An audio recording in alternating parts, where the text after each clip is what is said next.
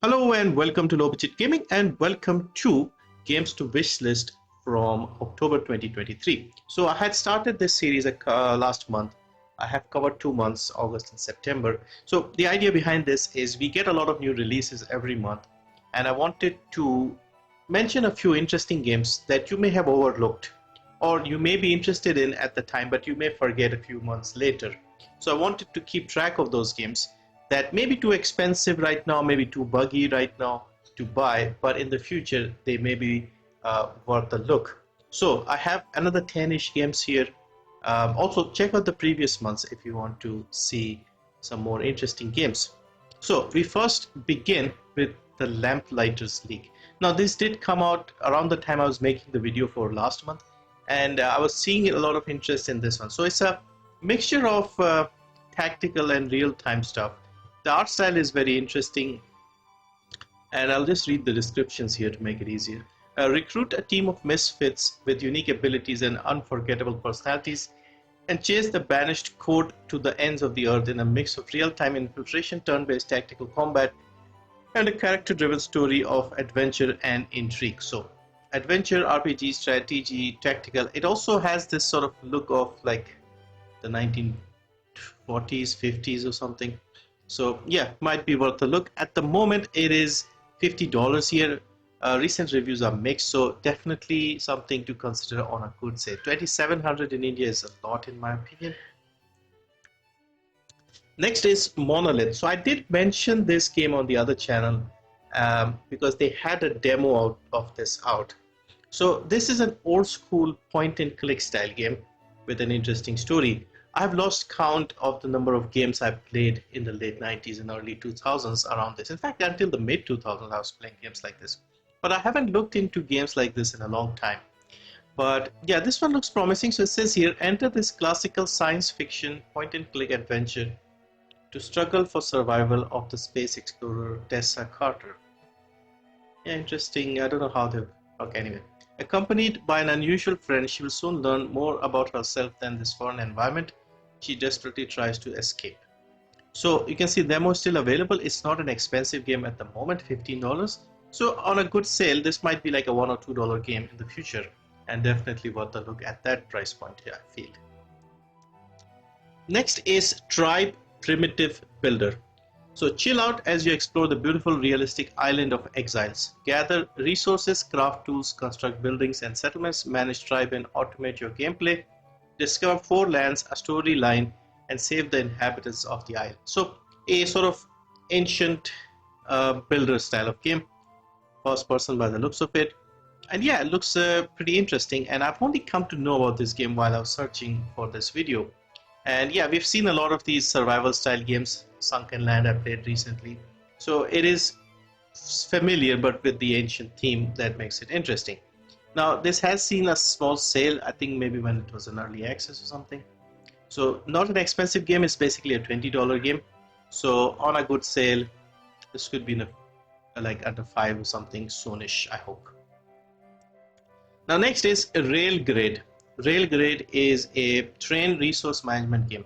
So first impressions here are it's similar to the old Railroad Tycoon style games. I played those games, enjoyed them quite a lot. I think I played a lot of Railroad Tycoon 3 and even tried a bit of Sid Meier's Railroads, but that felt simplified compared to Tycoon.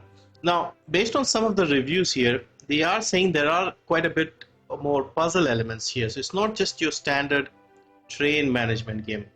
It has a lot of puzzle elements as well.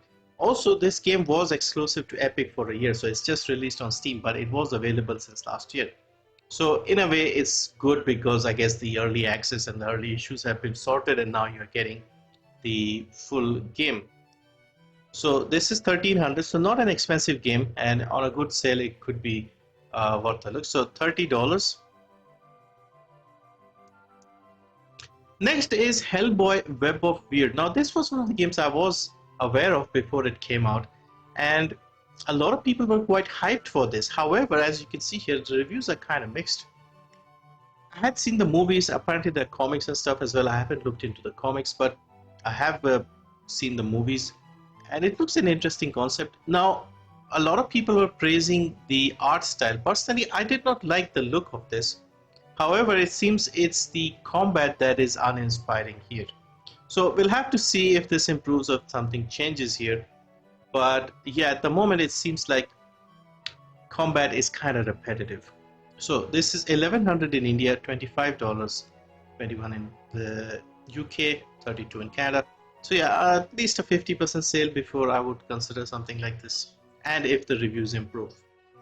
Alaskan Road Trucker. So if you are familiar with me and my channel, you know I like games like SnowRunner, MudRunner, things like that. So this sounded interesting on paper, and again, reviews are kind of mixed. But when I saw the trailers and some of the other reviews, they did make it a point that you are playing as the trucker, not as the truck. Because in a lot of those games, you just see, the truck, you're driving around, things happen and stuff like that. Here you actually get out, you connect things, you put fuel and things like that. So you are playing as a trucker. And that was interesting. Now, of course, this is not an expensive game, and 65 isn't bad. So some minor tweaks and we might get into the positive territory, because I think positive starts at 70. So yeah, I'll be definitely keeping an eye on this one to see if it gets any better. So 1000 rupees, which is a pretty good price, $22. So you can imagine like a 50-60% sale, and it's well worth it in the end. So yeah, if you like these games, consider this one. Next is Agatha Cristie Murder on the Orient Express. So another of your detective crime puzzle style of game. Looks decent. As a micro game, they do make these games quite a bit, Poirot and other things.